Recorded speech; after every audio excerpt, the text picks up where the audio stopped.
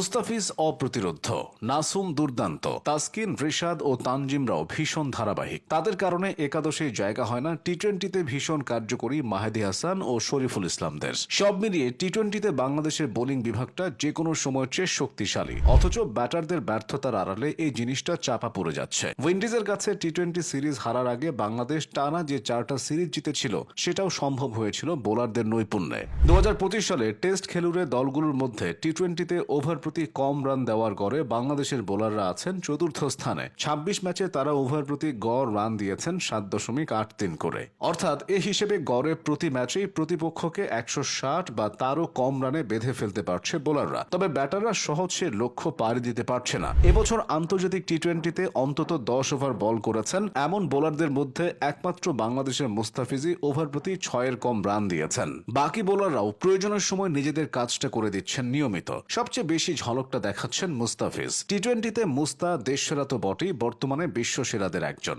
যে কোনো পিচে, যে কোনো কন্ডিশনে, যে কোনো ব্যাটারদের বিরুদ্ধে এই ফরম্যাটে তিনি ভয়ঙ্কর। তার স্লোয়ার ও কাটারে পরাস্ত হতে হয় সবাইকে। টি-20তে মুস্তাফিজের পরিসংখ্যানটা সবসময় সমৃদ্ধ।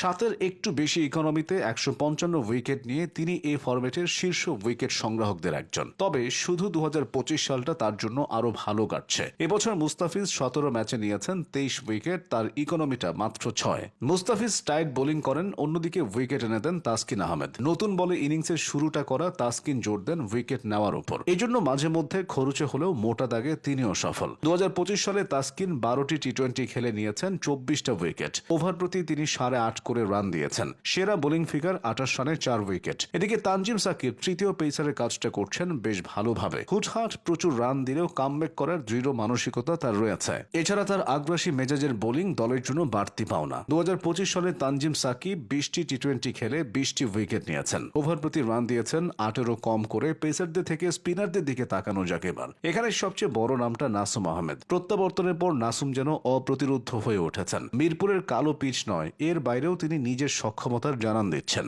সাকিব অবসরে যাওয়ার পর একজন বাহাতি অর্থোডক্স স্পিনারের অভাবটা ভালোভাবে টের পেয়েছিল বাংলাদেশ। নাসুম সেই জায়গাটা পাকাপোক্ত করতে এসেছেন। তার শক্তির জায়গা হলো টাইট লাইন লেংথ বজায় রেখে ব্যাটসম্যানদের বেঁধে রাখা। এ কাজ করতে গিয়ে তিনি নিজে বেশি উইকেট না পেলেও অন্যদের উইকেট পাওয়া নিশ্চিত হয়। এছাড়া ব্যাট হাতেও নাসুম এখন আশা দেখাচ্ছেন। আশা থেকে ভরসায় পরিণত হয়েছেন রিশাদ হোসেন। রিশাদ গুগলি করতে পারেন না, অন্যান্য লেগ স্পিনারদের থেকে তিনি বেশি খরচে, এমন সমালোচনার শেষ নেই। অথচ তার সাধারণ সেই লেগ স্পিনটাও এখন বাংলাদেশের ম্যাচ জয়ে অবদান রাখে। সবচেয়ে বড় শক্তিটা হলো তার আত্মবিশ্বাস। খরচে হলেও রিশাদ খেই হারিয়ে ফেলেন না, ফিরে এসে ঠিকই উইকেট নিয়ে ফেলেন। একাদশ থেকে বেঞ্চে নজর দেওয়া যাক। সাম্প্রতিক সময় টি-20তে দেশের সেরা স্পিনারকে এক বাক্যে মাহেদী হাসানের নামটা নেওয়া যাবে। ওয়েস্ট ইন্ডিজে সিরিজ সেরা থেকে শ্রীলঙ্কায় সিরিজ জেতানো তিনি নায়ক হয়েছেন বারবার। তবে টিম কম্বিনেশনের জন্য মাঝে মধ্যে তাকে বাইরে থাকতে হচ্ছে বাহাতি পেসার শরীফুলকে। এই শরীফুল নতুন বলে ব্যাটারদের ভয় ধরাতে জানেন। ছন্দে থাকলে তিনি যে কোনো লাইন আপের কোমর ভেঙে দিতে পারেন। 4 পেসার ও 3 স্পিনার নিয়ে টি-20তে বাংলাদেশের এই বোলিং বিভাগটা ভীষণ শক্তিশালী। অথচ